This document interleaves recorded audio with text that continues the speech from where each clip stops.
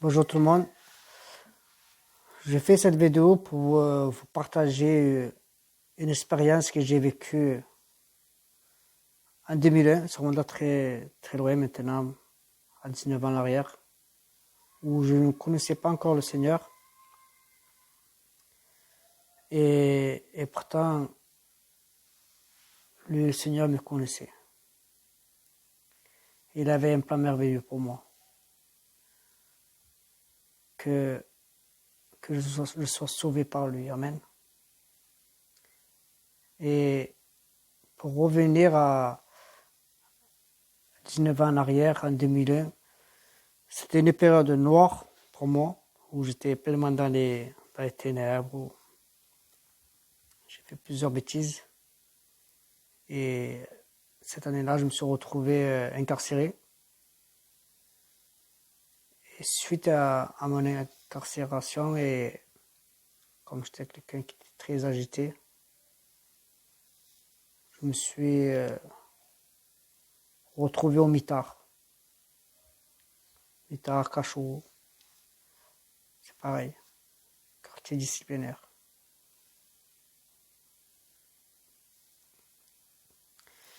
Et quand je me suis retrouvé au mitard, j'avais pris 20 jours de mitard pour une histoire que j'ai eue en prison, quoi. Et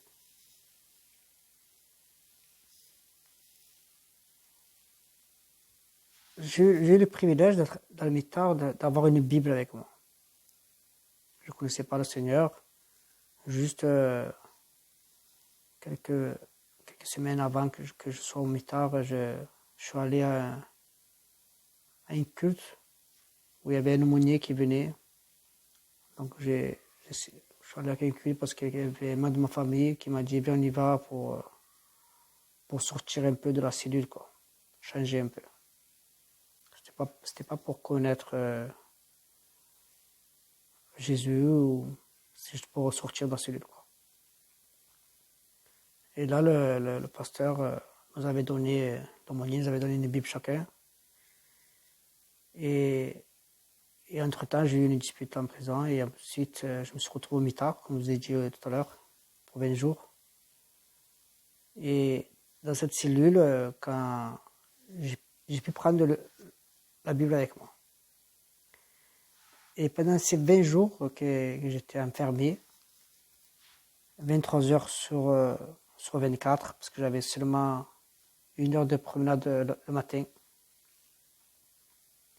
dans une cellule de 6 mètres carrés à peu près. De toute façon, à la fin, je mettrai une photo pour vous montrer comment elle est la cellule du quartier disciplinaire. Et pendant ce temps que j'étais au cachot, j'ai commencé à lire la Bible. L'Ancien Testament jusqu'au Nouveau Testament. En 20 jours, je crois que j'ai survolé j'ai lu déjà tout l'Ancien Testament. Même Lévitique, j'ai lu tout Lévitique, alors que c'est très long, je ne comprenais rien, mais j'avais que ça comme pour m'occuper là-bas. Donc j'ai tout lu l'Ancien Testament jusqu'au Nouveau Testament. En 20 jours, je crois que j'ai lu la Bible entière. Je crois qu'on a le temps. Être enfermé 23 heures sur 24, je crois qu'on a le temps de lire, de s'occuper comme on peut. Il vaut mieux s'occuper en lisant la Bible que penser à autre chose.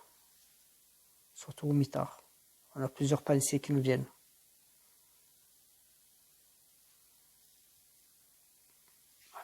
Plusieurs pensées qui nous viennent de l'ennemi. Surtout, je sais qu'un voisin, il a tenté de se suicider. Un autre, il s'est... Bref, il y a beaucoup de choses qui se passent là-bas. C'est normal. C'est pour déprimer là-bas. Mais revenons en fait. Parce que là, je vous parle, mais c'est comme si je me retrouve 19 ans en arrière. C'est pour ça que je suis un peu long. Mais voilà ce que j'ai vécu au cachot, quoi.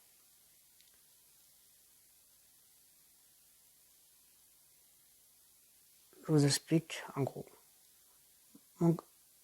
Ma cellule, elle se trouvait dans les... C'était à peu près là, sur une rangée d'à peu près de 20 cellules. Moi, j'étais le 15e ou le 16e vers là, vers la fin. Pour que vous compreniez bien, je veux bien vous expliquer en détail. Et moi, je me retrouve dans la 15e ou 16e cellule. Et tous les jours, le matin, le midi, il y a 4 heures, je crois. En tout cas, entre 2 fois, 3 fois par jour, les surveillants, ils commencent la première cellule, tout le tour comme ça. En premier, ils ouvrent les grands crochets. Qui est en haut, on a 2 ou 3 de crochets comme ça là. Comme ça. En premier, ils ouvrent tous. On entendait, ça fait beaucoup de bruit, hein, ça fait clac, clac, clac, clac, clac, clac. Ensuite, qu'ils ont tout fini, ils repartent du premier, ils ouvrent les cellules, ils font l'appel. Ils nous appellent par notre matricule, notre prénom, pour voir si on est toujours vivant, si on est... Et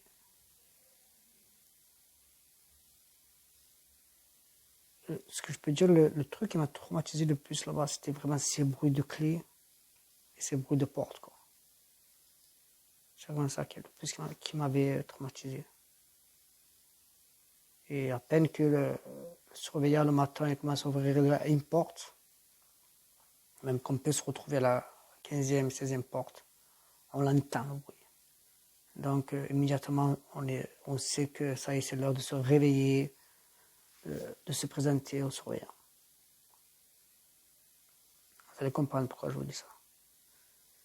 Et au bout d'un certain temps que je suis là-bas, je crois au bout de 15 jours, 16 jours comme ça, en plein après-midi, je m'étais endormi. Il faisait chaud, donc je m'étais endormi, je n'avais pas beaucoup droit non plus aux habits là-bas. Juste une ensemble, quoi. Et comme il faisait chaud, donc je m'étais endormi, j'étais en short torse nu, quoi. Et je m'endors. Et l'après-midi, il y avait un appel des infirmières qui viennent nous voir un peu notre état. De temps en temps, les infirmières, ils viennent, ils nous posent des questions, comment on va, si notre moral il est bon, si nous avons besoin des médicaments pour dormir ou autre. Et en sachant que ces infirmières, quand ils posent ces questions, il y a seulement là la porte principale qui est ouverte et à 1 mètre d'eux, il y a encore une grille qui est fermée. Cette grille, elle s'ouvre seulement quand on sort de la cellule pour aller se doucher, je crois, 1 fois ou 2 fois par semaine. Et quand on va en promenade 1 fois le matin, 1 heure le matin ou un peu moins. Et cette grille, elle ne s'ouvre pas. Seulement pour ces cas de promenade ou douche. Donc il y a la grille et une porte. C'est un petit sas qui fait à peu près 1 mètre carré. Donc ces 3 infirmières ce jour-là, avec 2 surveillants. Déjà, comme je vous expliquais, ils ouvrent les portes, les clés, un bruit pour tout de suite se réveiller. Et les infirmières voient que je dors. Je suis endormi. Et face au mur. C'est-à-dire que je leur tournais le dos, quoi. J'étais sur le côté droit. Et ils m'appellent plusieurs fois. Je vais vous expliquer comment je le sais, comment c'est arrivé. Ils m'appellent plusieurs fois et je ne réponds pas. Et là, ils commencent à s'inquiéter.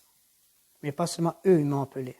Mais les 2 autres surveillants, ils m'ont appelé aussi.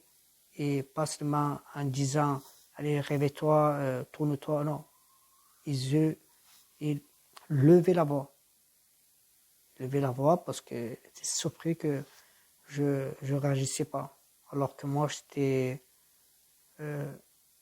quelqu'un de, comme je dis, j'étais quelqu'un d'agité. Donc, j'étais quelqu'un qui n'était pas du tout déprimé. J'étais en pleine forme.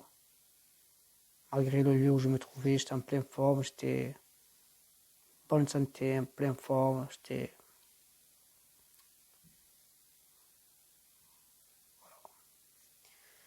Et ce jour-là, voilà, ils me voient dormir.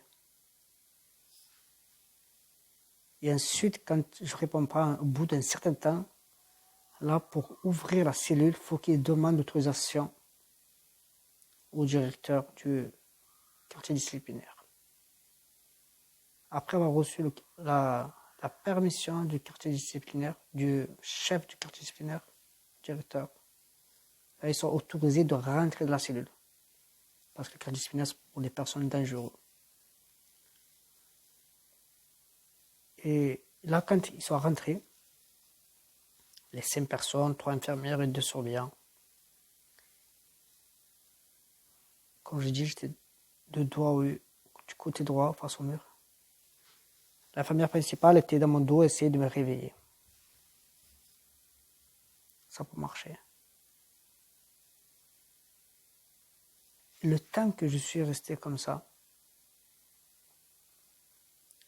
je ne sais pas combien de temps. Mais je sais que je suis resté un bon moment comme ça. Endormi. Parce que j'étais la 16e cellule. Déjà, le temps qu'eux ils font la visite dans les 15 autres cellules et qu'ils posent des questions aux autres détenus, savoir combien va leur état, tout ça, ça prend, on va dire, allez, 2-3 minutes, 2 minutes, peut-être moins, je ne sais pas.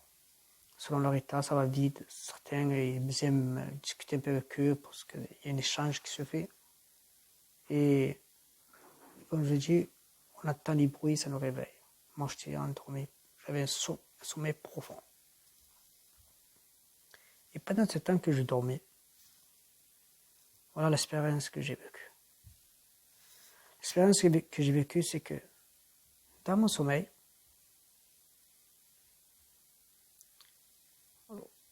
mon âme, je pense que ce soit mon âme ou mon esprit, mon âme, je me suis retrouvé dans un lieu, comme si je me suis retrouvé, on va dire, en enfer. Où tout autour de moi, il y avait comme des tombeaux. Je descendais l'escalier. Il y avait une personne en face de moi qui m'a tiré vers le fond. Une forme humaine. Je n'ai pas vu des monstres comme d'autres, ils se retrouvent à l'enfer, où ils voyaient des monstres. Et autour de moi, je voyais des tombeaux vides, plein de tombeaux autour, des torches. Et plus je m'avançais déjà, il n'y avait pas d'air. Là où je me trouvais, il n'y avait pas d'air. Je commençais à manquer de respiration. Je m'étouffais. Il n'y avait pas d'air. Et je posais des questions à cette personne. Je disais, mais où tu m'amènes? Qu'est-ce que tu veux? Je disais, suis-moi, suis-moi, suis-moi. Et je m'enfonce. Et plus j'allais encore plus loin, plus je m'étouffais. Je manquais d'air. Et il faisait vraiment chaud. Et au bout, je voyais comme un pupitre en marbre. Un gros pupitre en marbre.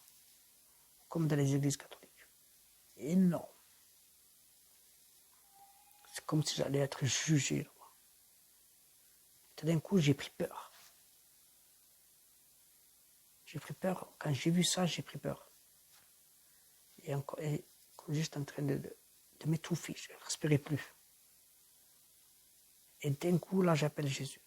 Je dis, Seigneur, aide-moi. Pourtant, je ne le connaissais pas du tout, rien à voir. J'ai dit, Seigneur, je ne sais pas comment, peut-être parce que j'avais lu un peu la Bible, sûrement. Et là, comment je dis, Seigneur, aide-moi. J'ai vu une lumière. Je me suis retrouvé, Seigneur, aide-moi. J'ai vu une lumière, c'est comme il m'a pris. C'est comme si c'était une lumière qui m'avait pris comme ça et qui m'a ramené. Quand il m'a pris je dirais le lieu de l'enfer plutôt pour moi, il m'a ramené, c'est comme si mon âme, il est rentré dans mon corps.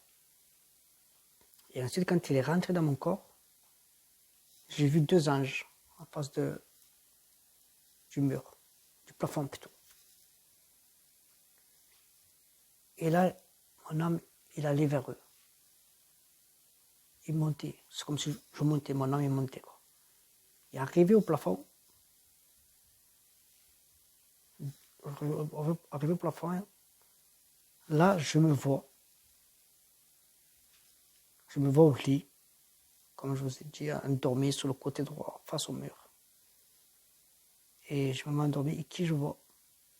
Je vois ces infirmières, ces 3 infirmières, plus les 2 surveillants en train de me réveiller, en essayant de me réveiller. Et là, j'entends une voix. Quand j'ai vu 2 anges, je ne vois pas la forme des hommes, je voyais 2 anges, mais blancs. C'était la forme, je ne voyais pas les visages, c'était la forme des hommes blancs. Qui montaient, c'est comme s'ils m'ont dit viens, je suis monté avec eux. Et quand j'ai vu ce qui se passait, j'entends une voix qui me dit, tu vois, si tu ne me suis pas, tu vas finir comme ça. Voilà comment tu vas finir. Et à ce moment-là, je savais que c'était Dieu qui me parlait. Je ne sais pas comment, mais à ce moment-là, je savais que c'était Dieu qui me parlait. Il me dit, regarde comment tu vas finir si tu ne me suis pas. Et moi, j'ai pris peur. Au lieu de dire, ok, je vais te suivre, ce que je disais, parce que j'étais quelqu'un qui était orgueilleux, fier, fort. Je disais à Dieu, laisse-moi tranquille. Je ne veux pas que tu me parles, ne me parle pas. Je veux vivre, laisse-moi vivant, je veux vivre, laisse-moi. Il me répétait, vis comment tu vas finir. Mais il ne me parlait pas que je vais finir. Il me parlait de la mort spirituelle. Déjà, j'étais mort spirituellement.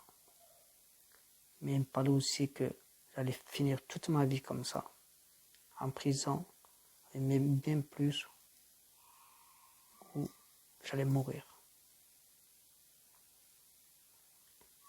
Et j'ai pas accepté son appel. Quand je dis, s'il te plaît, c'est bon, laisse-moi, ne parle pas avec moi, laisse-moi tranquille.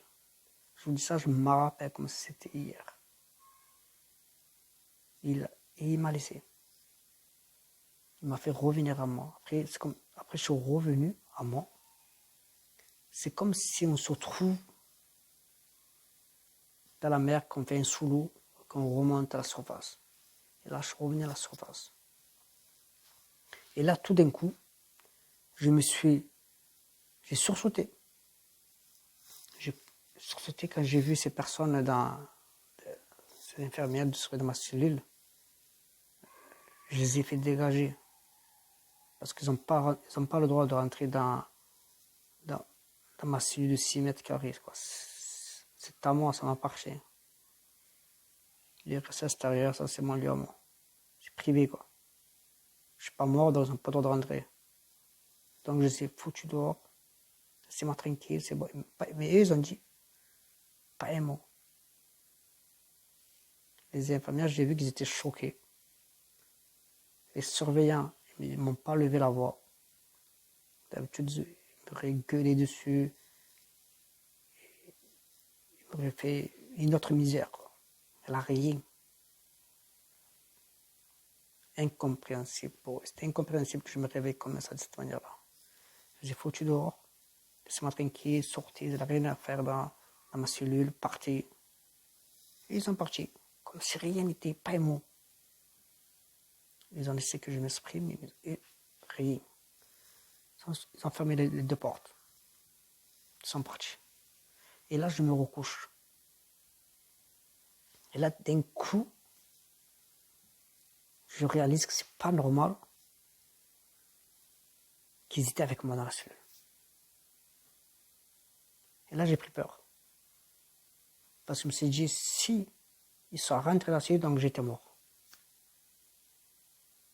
C'est passé quelque chose de pas normal. Et là, je tape contre la porte, la deuxième porte, quoi, la grille, fort, fort. Et là, ils reviennent. Ils ouvrent que la porte principale, pas la deuxième. On me dit, oui, qu'est-ce qu'il y a? Et la chef, elle a parlé, et une des infirmières, elle voulait parler. Et la chef, elle a dit non. Elle a fait un geste, elle a bousculé pour que c'était. J'ai demandé, qu'est-ce qui s'est passé? Pourquoi vous êtes rentré dans ma cellule? Elle m'a dit, non, non, tout va bien. J'ai dit, mais si vous êtes rentré parce qu'il y a un souci. Elle m'a dit, non, tu as eu un sommeil très, très profond et on a mis juste du temps à te réveiller. C'est tout, voilà, ça s'arrête là. Et j'ai vu dans le visage, ils étaient vraiment choqués. Ils étaient vraiment, même eux, ils n'ont pas compris, je crois. Et c'est après qu'ils sont partis que là, je me suis rappelé de cette expérience surnaturelle que j'ai vécue. Et j'ai pas raconté à beaucoup de gens ce que je vous témoigne ce soir parce que d'autres croiront, d'autres ne vont pas croire. Mais si on regarde d'autres vidéos, d'autres chrétiens qui ont vécu des expériences presque identiques à celle-ci, vous allez voir que c'est vrai, quoi. En tout cas, c'est mon expérience à moi que j'ai vécue. J'ai vécu d'autres expériences aussi. Mais ce temps-là, c'est pas pour autant que je l'ai accepté. J'ai accepté Jésus 8 ans après. Et pendant ces 8 ans, j'ai vécu des choses encore. Parce qu'il avait des plans merveilleux pour moi. Où, entre-temps, il m'a protégé. Il m'a protégé même plusieurs fois de la mort. Parce qu'il avait un projet pour moi. Alors, pour ceux qui vont regarder cette vidéo,